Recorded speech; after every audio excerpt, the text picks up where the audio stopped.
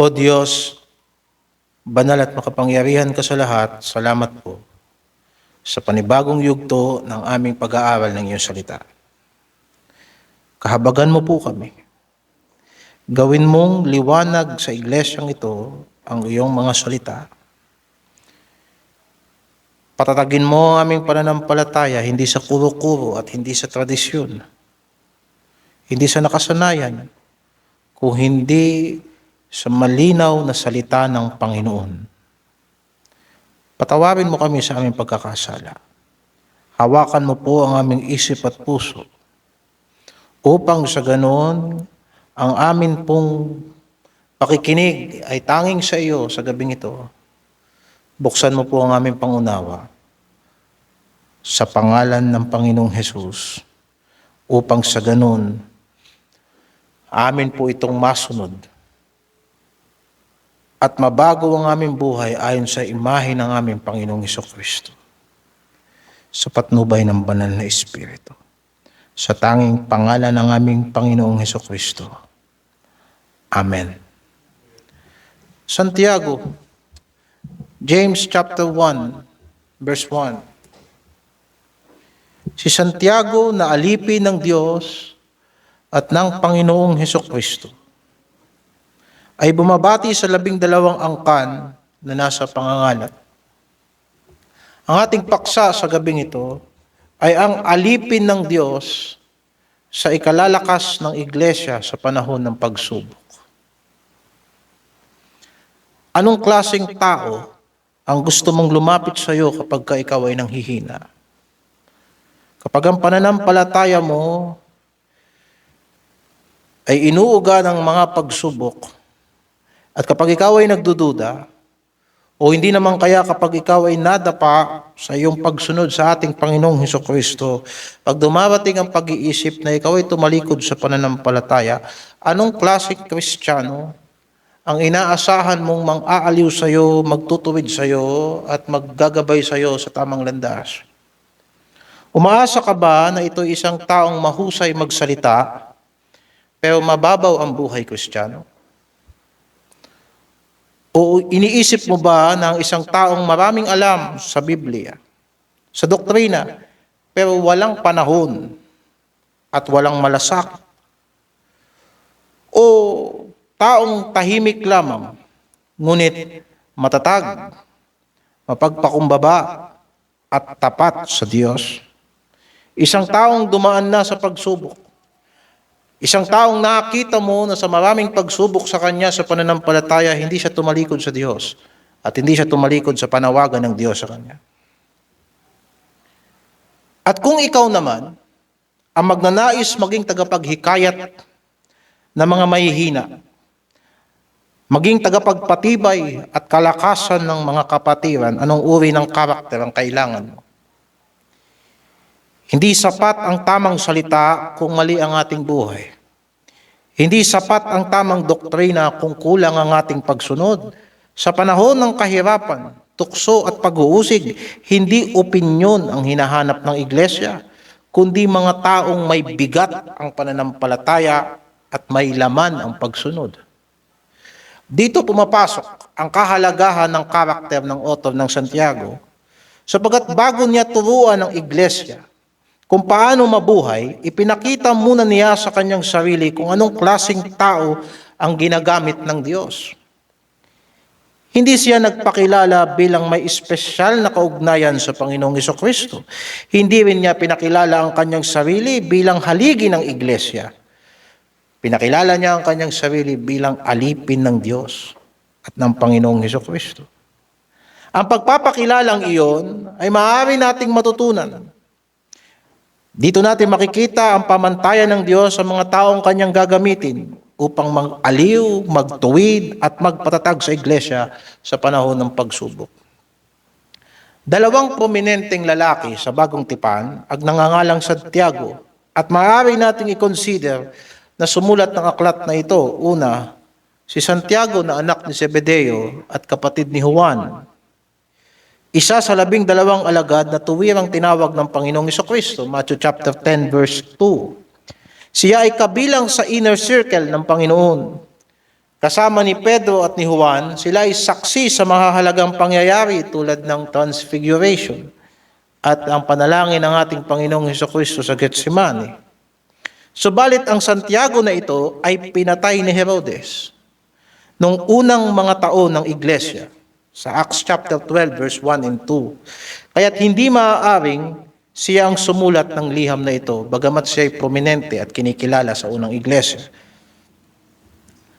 Ang pangalawang Santiago ay ang Santiago na kapatid ng ating Panginoong Hesukristo sa laman.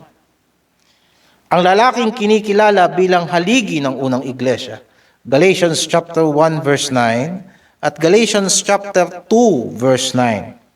Siya ang nanguna sa Jerusalem Council ayon sa Acts chapter 15, kung saan nilinaw ang pagtanggap sa mga hintil bilang bahagi ng iglesia.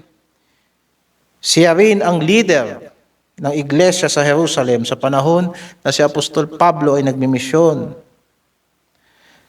sa Acts chapter 21 verse 18. Kapwa, ang aklat ng mga gawa at ang patotoo ng early church history ay malinaw na pumapabor na ang may akda ng sulat na ito ay si Santiago na kapatid ng ating Panginoong Hesukristo sa laman. Ngunit higit na mahalaga kaysa kung sino si Santiago ay kung paano niya ipinakilala ang sarili niya sa kabila ng kanyang posisyon bilang pangunahing leader ng iglesia sa Jerusalem at sa kabila ng kanyang natatanging relasyon kay Jesus bilang kapatid sa laman. Hindi niya ginamit ang alinman sa mga ito. Sa halip, binuksan niya ang sulat sa mga salitang, si Santiago ang alipin ng Diyos at ng Panginoong Hesukristo. Babalang kasi natin ang pangangaral sa gabing ito sa tatlo na ang pagiging alipin ni Santiago ay bunga ng kanyang pagsisisi. Pangalawa ay manifestasyon ng kanyang pananampalataya. At pangatlo ay ang kanyang pagpapatuloy sa pag-asa. Pagsisisi, pananampalataya at pag-asa. Una, ang pagiging alipin ni Santiago ay bunga ng pagsisisi. Ang pagpapakilala ni Santiago bilang alipin ng Diyos at ng Panginoong Hesukristo ay hindi simpleng pananalita lang ng kababaang loob. Ito'y nagpapakita at nagpapahayag ng kanyang pagsisisi. Bakit? Sapagkat ayon sa Ebanghelyo, ang mga kapatid ng Panginoon sa Jesus sa laman ay hindi agad sumampalataya sa Kanya. Sa John chapter 7 verse 5 mababasa natin na ang kanyang mga kapatid ay hindi nakakaintindi ng kanyang ministeryo. Sa madaling salita, tumanggi ang kanyang mga kapatid na kilalanin siyang Kristo at tagapagligtas. Kaya makatotohanan ang sinabi ng Panginoon sa Mark chapter 6 verse 4 na walang propeta ang kinikilala sa kanyang sariling bayan. Alam ng Panginoong Hesukristo kung gaano kasakit ang itakwil ka ng sarili mong kamag-anak. Kaya't nang ipahayag niya na ang tunay niyang pamilya ay hindi yung kanyang mga kadugo, kundi yung mga gumaganap ng kalooban ng Diyos. Maliwanag ang kanyang pamantayan ng relasyon. Mababasa natin sa Mark chapter 3 verse 33 hanggang 35. Sino mang gumaganap ng kalooban ng Diyos, ito'y ang aking mga kapatid. Dahil dito, malinaw ang patotoo ng kasulatan.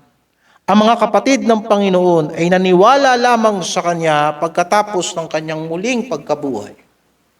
Si Santiago mismo ay binanggit bilang isa sa pinagpakitaan ng Panginoon matapos na siya'y mabuhay mula sa mga patay, ayon sa 1 Corinthians chapter 15 verse 7.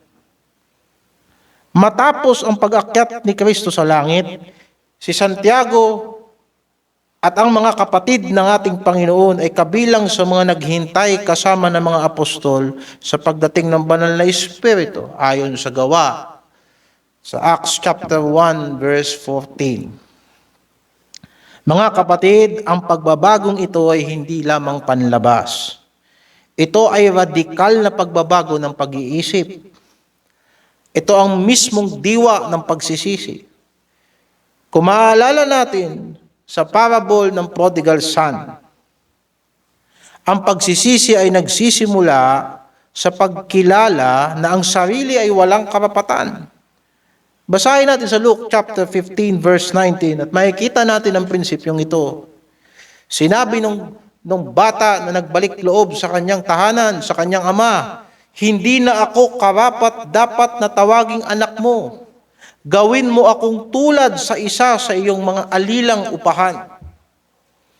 Pagkaamin niya ng kanyang pagkakasala sa kanyang ama, hindi niya tinignan ang kanyang sarili na may karapatan kagaya ng isang mabuting anak.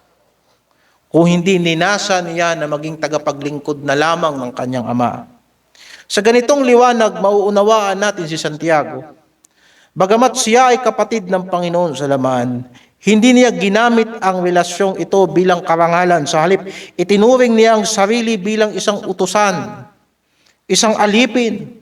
Ang pagkilala niya sa tunay na pagkadiyos ni Jesus bilang Panginoon ng kalwalhatian ay nagluwal ng buhay na may malalim na pagpapakumbaba. Hindi katakataka na si Santiago mismo ang sumulat sa chapter 4 verse 6 hanggang 10, ang Diyos ay sumasalangsang sa mga palalo. Datapwat nagbibigay ng biyaya sa mga mapagpakumbaba. Magpakababa kayo sa paningin ng Panginoon at kanyang itataas kayo. Ang pagsisisi ayon kay Santiago ay hindi emosyonal na pagsisisi lamang. Ito ay mapagpakumbabang disposisyon sa harapan ng Diyos. Tunay na kalumbayan sa kasalanan at pusong walang pagdadalawang isip. At ito ang dahilan kung bakit isang lalaking maaaring magsabi, kapatid ako ng Panginoon. Hindi niya sinabi. Pinili niyang ipakilala ang sarili niya bilang alipin ng Diyos at ng Panginoong Hesukristo. Pangalawa, ang pagiging alipin ni Santiago ay pamumuhay sa pananampalataya. Ang pagiging alipin ni Santiago ay hindi lamang title. Madali lang ikabit ang pagiging manggagawa o ang pagiging lingkod ng Diyos sa kapangalan. Subalit isang usapan kung ito ba ay ating ipinamumuhay. Ang pagpapasakop sa Diyos at sa Panginoong Hesukristo ay nagsisimula sa tamang pagkilala kung sino si Jesus. Nang makilala ni Santiago na si Jesus ay ang Kristo, ang Mesiyas, ang Panginoon, nagkaroon siya ng radikal na pagbabago ng isip. At mula rito nagsimula ang isang bagong buhay. Ang tunay na pananampalataya ay laging bunga ng tamang pagkilala kay Kristo.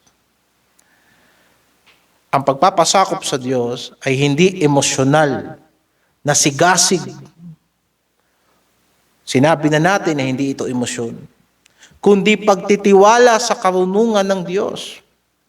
Ang tiwalang ito ay nakita sa konkretong pamumuhay. Makikita mo sa pamumuhay ng tao kung siya ay nagtitiwala sa Diyos o hindi.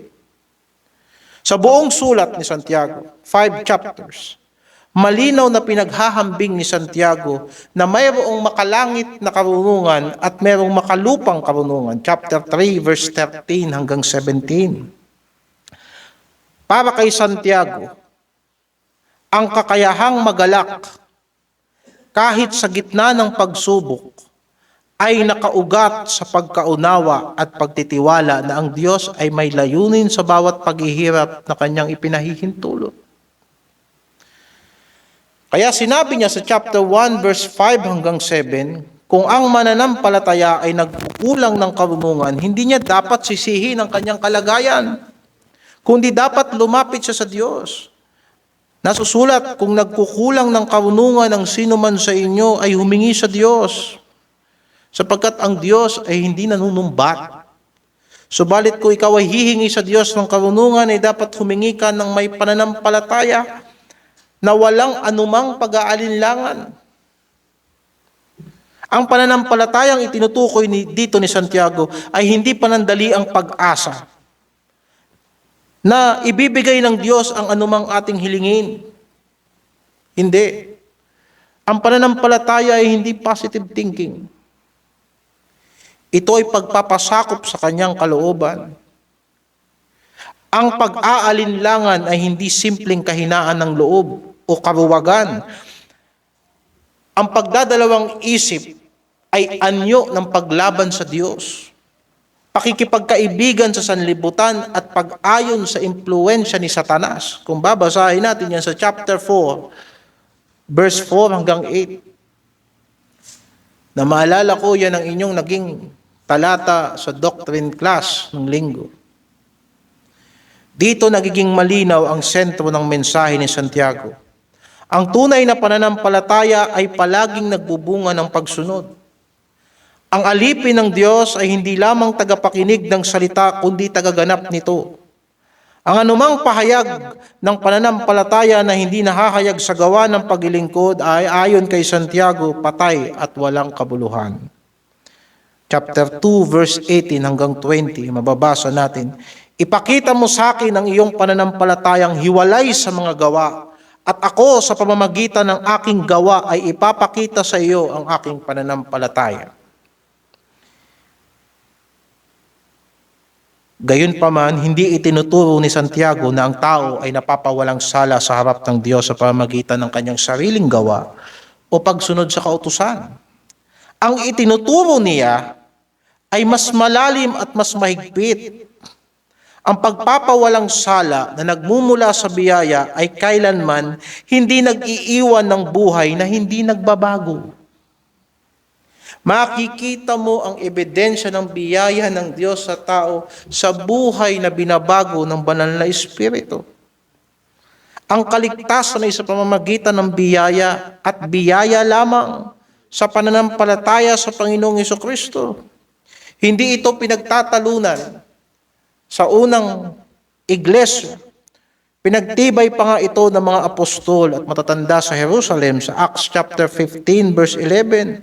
Naniniwala tayo na mga liligtas tayo sa pamamagitan ng biyaya ng Panginoong Hesus. Ngunit mahalagang pansinin, matapos ipahayag ang doktrina ng biyaya, hindi nagtapos sa teorya ang usapan. Si Santiago mismo ang nagbigay ng huling hatol sa Jerusalem Council. So chapter 15 verse 19 to 23. At basahin natin ito.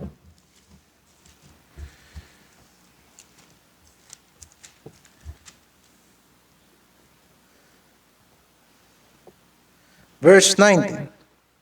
Kundi dahil dito ang hatol ko ay huwag nating gambalaing yaong mga hintil na nangagbalik loob sa Diyos. Kundi sumulat tayo sa kanila na sila'y magsilayo sa ikahahawa sa Diyos-Diyosan at sa pakikiapid at sa binigti at sa dugo. Kung ikukumpara natin yan sa confession sa verse 11, ang kaligtasan sa biyaya lamang at kahit ang mga hintil ay naliligtas sa pamamagitan ng biyaya pero hindi ito nagbibigay ng lisensya sa mga hintil at sa mga Hudyo na matapos tayong maligtas ay mamumuhay tayo sa dati nating buhay. Dapat umiwas ang mga Kristiyano sa impluwensya ng sanlibutan sa kanya.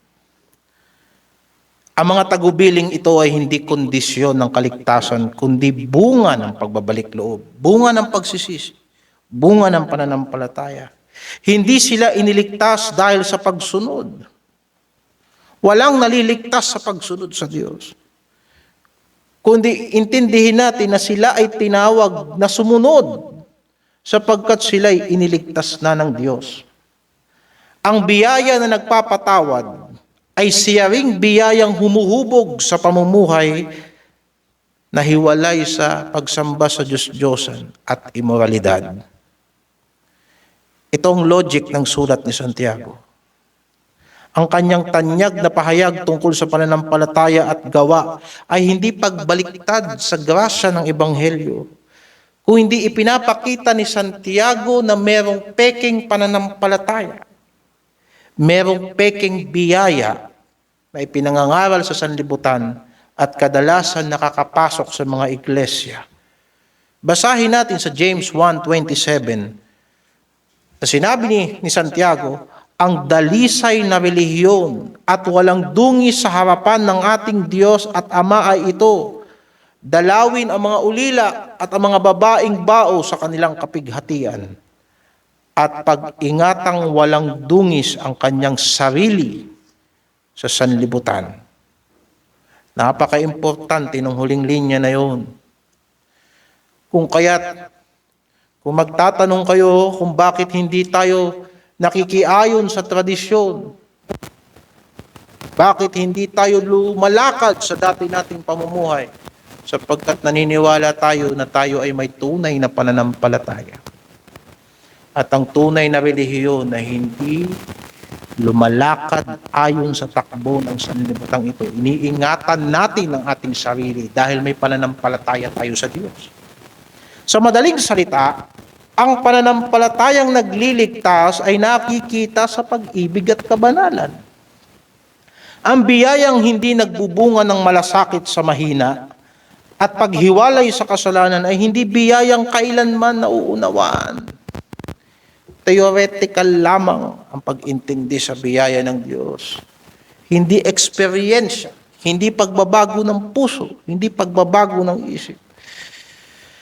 Para kay Santiago, ang Kristong nagpapatawad ay Kristong naghahari sa buhay ng tao. Ang pananampalatayang hindi nagpapabago ng pamumuhay ay hindi pa kailanman sumasailalim sa Panginoon. Ang hindi nagpapasakop ay hindi alipin. Wala ka nakitang alipin na higit sa kanyang Panginoon. Wala kang makikitang alipin ni Kristo na hindi mananampalataya at mamumuhay sa pananampalataya kay Kristo. Kahit paggaano katama ang iyong salita, kahit paggaano katama ang iyong pag-intindi sa banal na kasulatan, kung ang banal na kasulatan na yan ay hindi umiepekto sa kung paano tayo nag-iisip at paano natin itinatama ang ating mga mali at paano tayo lumalakad sa daigdig na ito at hindi natin nagiging batayan ng salita ng Diyos, hindi natin lubos na nauunawaan ang biyaya ng Diyos. So yun yung pangalawa, na ang pagiging alipin ni Santiago ay pagpamumuhay niya sa pananampalataya. Pangatlo, ang pagiging alipin ni Santiago ay pag-asa sa Diyos.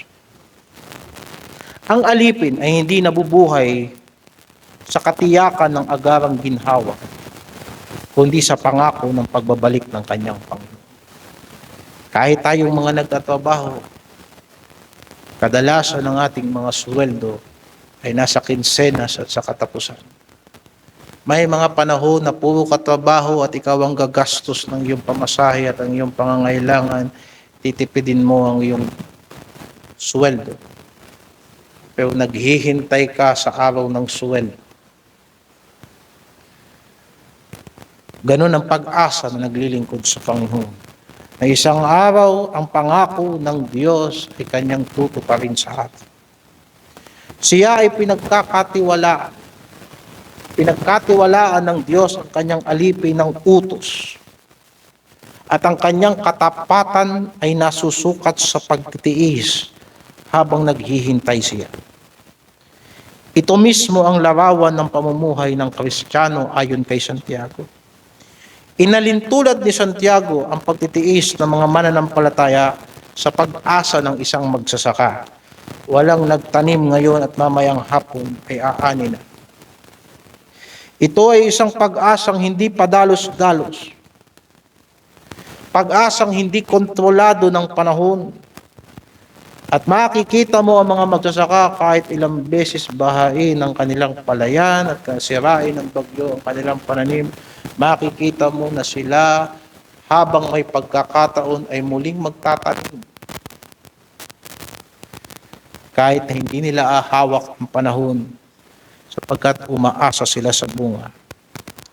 Sa James 5:7-8, sinabi ni Santiago, magtiis nga kayo mga kapatid hanggang sa pagparito ng Panginoon. Magtiis naman kayo, patibayin ninyo ang inyong mga puso sapagkat ang pagparito ng Panginoon ay malapit na. Ang magsasaka ay walang kapangyarihan sa ulan, ngunit umaasa sa anihan. Ganyan ang alipin ng Panginoon, hindi niya minamanipula ang kalooban ng Diyos. Ngunit buo ang kanyang pagtitiwala dito. Dahil dito ang alipin ng Panginoon ay isang taong palaging nakatingin sa Diyos. Ang kanyang pag-asa ay nahahayag sa pananalangin, hindi bilang pagtakas sa kahirapan at hindi para baguhin ang kalooban ng Diyos, kung hindi bilang paghihintay, pakikisama, pakikisabay sa nais gawin ng Panginoon. Kagaya ito ng sinabi sa Psalms 123, verse 1 and 2. Kung paanong tumitingin ang mga mata ng mga alipin sa kamay ng kanilang Panginoon. Gayon tumitingin ang mga mata namin sa Panginoon naming Diyos hanggang siya'y maawa sa amin. Sa ganitong pagtingin ay hindi kawalang galaw. Hindi ito pagtunganga lamang na naghihintay sa Diyos na wala tayong ginagawa. Ito ay matatag na paghihintay habang sinusunod ang kalooban ng Diyos, pusong pinagtibay ng katiyakan na ang Diyos ay kikilos sa takdang panahon. Sa huli, ang pag-asa ng alipin ng Panginoon na hindi nakatali sa pansamantalang ginhawa o hindi sa pangakong gantimpala. Sa James chapter 1 verse 12, mapalad ang taong nagtitiis ng tukso. Siya ay tatanggap ng putong ng buhay. Kung paanong ang muling pagkabuhay ng Panginoong Hesukristo ang nagbukas ng pananampalataya kay Santiago, iyon din ang naging ugat ng kanyang pag-asa tungo sa buhay na walang hanggan. Ang alipin ay nagtitiis sapagkat alam niya na ang kanyang Panginoon ay buhay at siya ay muling babalik. Ang pag-asa ni Santiago ay hindi theoretical. Hindi ito abstract na doktrina. Ito ay pag-asang isinabuhay niya hanggang sa kamatayan. Noong AD 62, si Santiago ay pinatay sa pamamagitan ng pagbato matapos siyang akusahan ng mga Hudyo na lumabag sa kautusan ni Moses. Sinulat ito ni Josephus, isang kilalang historian ng mga Hudyo sa Antiquities of the Jews. Ganito ang kanyang sinulat. Tinipon ni Ananus ang Sanhedrin ng mga hukom at iniharap sa kanila ang kapatid ni Jesus na tinatawag na Kristo, na ang pangalan ay Santiago, at ilan pang kasama niya. Inakusahan niya sila bilang mga lumalabag sa kautusan at sila'y kanyang ipinadala upang batuhin. Alam natin kung anong attitude meron ng mga Hudyo sa mga unang Kristiyano. Napaka-ironic ng ending ng buhay ni Santiago. Ang dating kapatid na hindi naniniwala kay Jesus ay namatay dahil sa kanyang pangalan. Ang taong minsang nag-alinlangan ay naging alipin na hindi umaatras. Ang alipin na ito ay hindi kumapit sa buhay kundi sa pangako ng Panginoon. Dito mas magiging malinaw ang ikatlong punto, mga kapatid. Ang alipin ng Diyos ay nabubuhay at namamatay sa pag-asa sa Diyos. Hindi importante kung paano ka nagsimula. Ang importante, paano mo tatapusin ang tawag sa iyo ng Panginoon. Mawalang kabuluhan ang lahat ng ating mga sinasabi at mga kwento tungkol sa ating mga pakikipagsapalaran sa gawain ng Diyos, kung sa dulo man lang din yan, hindi tayo mamamatay para kay Kristo. Ang pag-asa ni Santiago ay hindi pag-asang makakatakas siya sa kamatayan, kundi isang pag-asa na makakatawid siya sa kamatayan. Ito ang parehong pag-asang kanyang ipinangangaral, mapalad ang taong nagtitiis ng tukso, sapagkat kung siya'y magtiis, siya'y tatanggap ng korona ng buhay. Kung ang alipin ay handang sumunod hanggang sa wakas, ito ay dahil alam niyang ang huling salita ay hindi ang bato ng mga tao, hindi ang kamatayan, hindi ang pag-uusig. Ang huling salita na tatapos ng buhay natin, kundi ang buhay na ipinangako ng Diyos. Ang kamatayan ni Santiago ay hindi pagkatalo. Ito ang huling patotoo na ang kanyang pag-asa ay nasa Diyos na muling bumubuhay ng mga patay. Ang alipin ng Diyos ay nakikita sa buhay ng pagsisisi, sa pananampalatayang ipinapakita sa pagsunod at sa paninindigan sa pag-asa hanggang sa katapusan. Bakit mahalagang alamin kung sinong sumulat ng liham na to? Sapagkat ang tanong ng authorship, hindi ito para trivia o may dagdag tayong kaalaman lamang sa Biblia. Nagpapakita ito ng otoridad, karakter, at layunin ng sumulat. Para sa atin, pag nagbabasa tayo ng banal na kasulatan, ay para tayo nagbabasa ng mga sinaunang kasaysayan, pero sa kanilang panahon, ito ay buhay at kamatayan.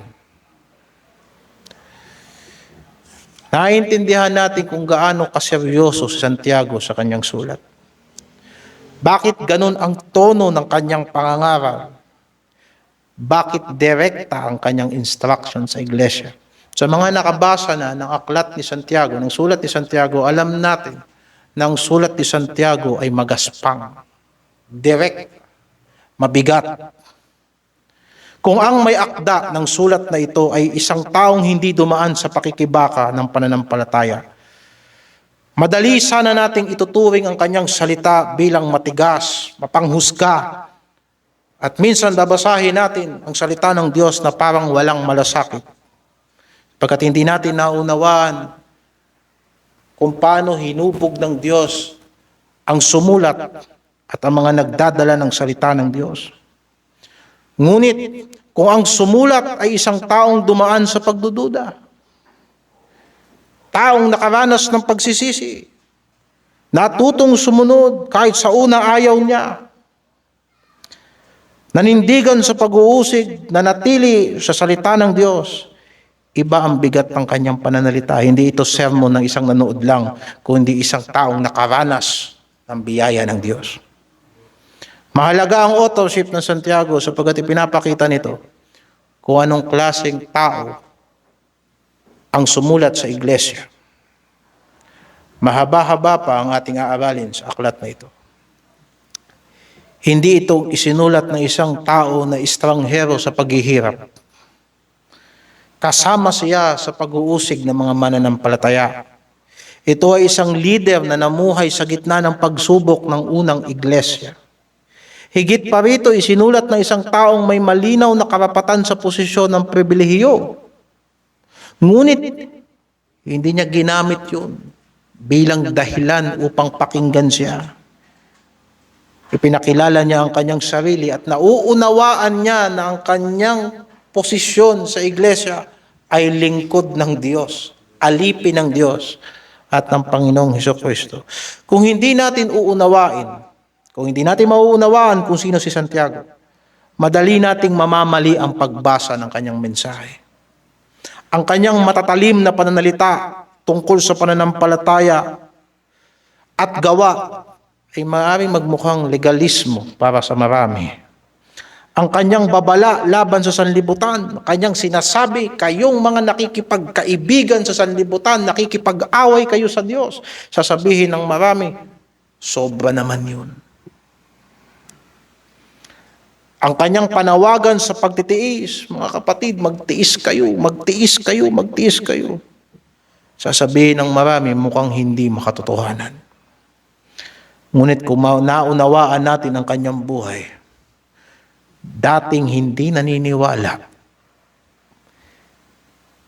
leader na nagsisi, at alipin na namatay dahil kay Kristo, magiging malinaw sa atin ang mensahe niya ay hindi mabigat. Kung hindi defense, pananggalang sa pananampalatayang tinataglay ng iglesia.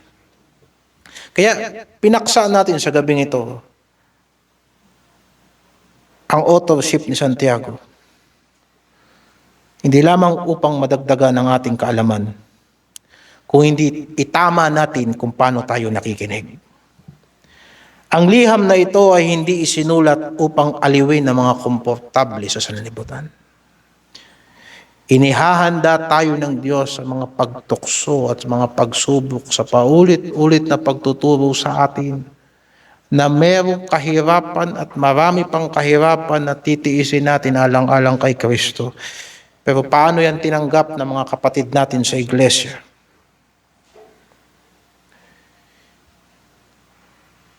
Hindi ito isinulat sa atin para palagpasin natin ang mga pananampalatayang hindi ayon sa salita ng Diyos.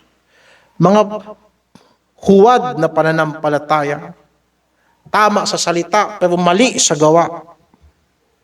Mga taong nagsasabing mahalaga sa kanilang iglesia pero makikita mo sa kanilang mga gawa na hindi nila minamahal ang kanilang mga kapatid sa Panginoon. Mga taong sinusukat ang tibay sa pananampalataya sa tagal sa simbahan at hindi sa pagsunod kay Kristo. Layunin ng pag-aaral natin ng mga salita ng Panginoon sa Aklat ni Santiago na patatagin natin ang tunay na pananampalataya, ang biblikal na pananampalataya, ang pananampalatayang itinuro ng Panginoon sa mga apostoles. Hindi para itaas ang tao, kundi lahat ay ibaba sa paanan ng Panginoong Hesukristo. At dito nagsisimula ang hamon, mga kapatid. Kung ang taong ginamit ng Diyos upang sumulat ng liham na ito ay isang alipin na dumaan sa pagsisisi, pananampalataya at pag-asa, anong uri ng tao ang hinuhubog sa atin ng Diyos ngayon? Nakaranas ka ba ng tunay na pagsisisi? O nagpalit ka lang ng relihiyon pero yung pamumuhay mo ganun pa din? O ang pananampalataya natin ay theoretical at hindi natin siniseryoso na ang bawat salitang napapakinggan natin ay inilalapit natin sa Diyos sa pananalangin sapagkat siya rin ang tutulong sa atin na makasunod sa Kanya sa pamagitan ng Kanyang banal na Espiritu. O kapag ka dumarating ang ating mga pagsubok, anong nangyayari sa mga pag-asa natin? Anong uri ng tao ang hinuhubog sa atin ngayon ng Diyos habang pinapakinggan natin ang Kanyang salita? Hindi tanong kung daraan ang iglesia sa kahirapan, pagsubok o pag-uusig. Paulit-ulit na ipinangaral sa atin ng Panginoon na ito na ang natural na kalagayan ng iglesia sa sanlibutan hanggang sa dumating si Kristo. Ang tunay na tanong, ang dapat nating itanong, anong klaseng tao ang gagamitin ng Diyos? Gagamitin ba tayo ng Diyos para panatilihing buhay ang iglesyang ito? Gagamitin ba tayo ng Diyos para panatilihing matatag at tapat ang pananampalatayang itinuturo natin sa sanlibutan?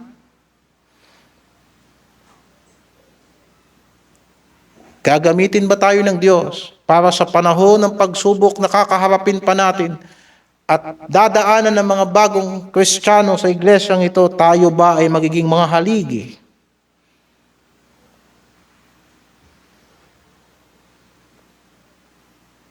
Meron bang bigat ang exhortation pagka binabanggit natin o dumarating ang panahon, hindi nakapani-paniwala ang sinasabi nating salita ng Diyos?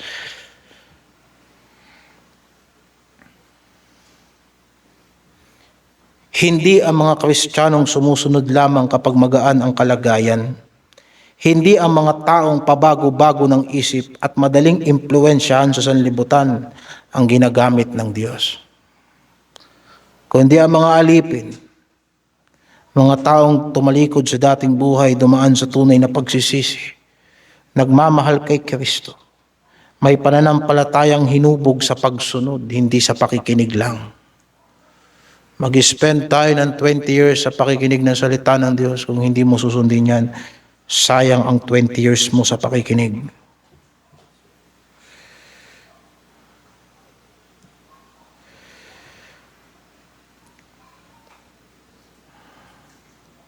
Ang pag-asa natin sa Panginoon ay hindi nagtuturo sa atin na umiwas tayo sa kahirapan, umiwas tayo sa apoy, umiwas tayo sa stress at struggle. Hindi.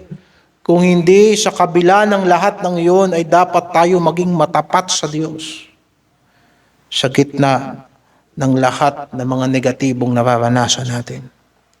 Sa panahon ng pagsubok, ang iglesia ay hindi naghahanap ng magagaling magsalita, ng mga marurunong, ng mga malalakas, kundi ng mga taong marunong manindigan. Sa panahon ng tukso, hindi natin kailangan sa simbahan ng maraming alam. Subalit pag dumating na ang mga tukso, mabilis pa sa 4:00 na ipagpalit si Kristo. Isipin mo kung yan ang Kristiyanong i-impluwensya sa iyo. Na iba ang sinasabi niya sa ginagawa niya. Iba ang sinasabi niyang pangitain niya sa hinahakbang niya. Sa panahon ng pag-uusig, hindi natin kailangan ng mga sikat ng pinapalakpakan ng mga tao. Ang kailangan natin, yung mga kapatid natin na handang magbuhat sa bigat ng ating mga kapatid. Naalala ko yung isang salita na laging binabanggit. It's not the ability, it's the availability. Sobrang galing mo, kailangan ka pang pakiusapan para tumulong sa gawain ng Diyos. Ang iglesia hindi pinapatatag ng mga taong nag-iingat lamang ng sariling pananampalataya, kundi ng mga taong handang maging kalakasan ng iba. At isa yan sa mga feature na dadalhin sa atin sa Book of James. Pag binasa natin ang Epistle of James, tinitignan natin doon yung mga struggle as isolated na paghihirap. Whereas, in reality, ang pinupuntusan ni Santiago sa panahon ng paghihirap, hindi dapat nag-iiwanan ang iglesia. Binabasa natin ang James 1 at tinitignan natin yung kahirapan ko, yung pagtitiis ko, yung struggle ko. Whereas, in reality, sinasabi ni Santiago dyan, kahit pa inuusig tayo, alalahanin mo ang kapatid mo inuusig din. Kaya nga hindi niya gusto na nagkakaroon ng pagtatangi sa iglesia na porket okay na ang buhay mo, hindi mo na tinitignan yung mga hindi pa marunong. Hindi ganyan ang pananampalataya. Ang pagkakilala kay Kristo, hindi yan nagtuturo sa atin na maging self-centered. It will always be Christ-centered. At kung ito ay Christ-centered, it must be church-centered. Bakit? Because Christ loved the church and He gave Himself for it. Ang iglesia ay pinapasan sa balikat ng mga taong handang maging kalakasan ng iba. Pinadaan ka ng Diyos sa pagsisisi. Pinagdaan ka ng Diyos na matuto ka sa pananampalataya. At ngayon, hinahanda ka ng Diyos na tumingin ka sa dulo. Marami tayong mga kapatid na hindi nakikita ang dulo. Marami rin tayong mga kapatid na hindi mo makita ang pinagkaiba ng dating buhay sa bagong buhay. Pero kung nakita mo yun, ikaw ang maging kalakasan sa iba. Kagaya ni Santiago nang sumulat siya sa iglesia. Huwag tayong padaya, mga kapatid. Ang kahirapan at pag-uusig ngayon ay hindi tanda na talo na tayo. Kung hindi ito isang himala, isipin mo, sa dami ng setback na nararanasan natin, hindi pa tayo nawawasak. Patuloy tayong lumalaban at ang salita ng Diyos ay lalong nararanasan natin sa buhay. Ito ang larangan kung saan hinuhubog ng Diyos ang mga taong kanyang gagamitin. Hindi gumagamit ang Diyos ng mga taong hindi pa nagsisi at lalong hindi magpapatuloy sa pananampalataya at lalong hindi gagamit ang Diyos ng taong nagdadalawang isip. Magtataka ka, bakit hindi ako mag-aakay ng kaluluwa? Bakit hindi ako nagdi-disciple? Bakit hindi ako maka-impluwensya? Alam mo na ang sagot sa gabing ito. Ang iglesia sa panahon ng pagsubok ay hindi pinananatili ng mga taong komportable, fellowship lang ng fellowship, pero hindi lumalaban sa pananampalataya. Tayong lahat ay mga alipin ni Kristo. Walang alipin na higit sa kanyang Panginoon. Meron tayong pananampalatayang dapat gumawa sapagkat ang alipin ay iniwanan ng Diyos, ang Panginoong Jesucristo, ng mga gawain na dapat nating gawin hanggang siya'y bumalik. Magpakumbaba tayo sa Panginoon at sumandig tayo lagi sa Kanya. Sana nakita natin kung gaano kadakila ang muling pagkabuhay ng ating Panginoong Jesucristo. Anong ikakatakot natin sa daigdig na ito kung si Jesucristo ay muling nabuhay mula sa mga patay? Amen. Manalangin tayo. O Diyos, gawin mo po kaming mga tagapaglingkod mo. Salamat po at dinala mo kami sa pagsisisi at pananampalataya. Pagtibayin mo po kami sa aming pag-asa sa iyo. Salamat po sa pagtuturo mo sa amin sa gabing ito. Salamat sa pagliligtas mo sa amin. Salamat at pinapaunawa mo po sa amin ang iyong mga salita. O Diyos, in-emphasize mo sa gabing ito ang karakter. Pinaunawa mo sa amin, Panginoon, na ikaw ay buhay. Wala na po kaming magagawa sa mga bagay na lumipas na. Ang lahat na lamang ng iyon ay binabalik tanaw namin upang maisip kung gaano kakadakila sa pagpapatawad ng aming mga kasalanan. Ngayon ay may buhay kami sa iyo. Tulungan mo kami magpatuloy hanggang katapusan. Palakasin mo kami, Panginoon, at magtayo ka sa iglesyang ito ng mga haligi sa pananampalataya, mga kalalakihan at mga kababaihan na magiging kalakasan ng mga mahihina, mga kalalakihan at mga kababaihan at mga tagapagturo sa mga young people at mga bata na magiging tagapagpalakas ng iglesyang ito sa panahon ng mga pagsubok na darating. Sa pangalan ng Panginoong Hesus.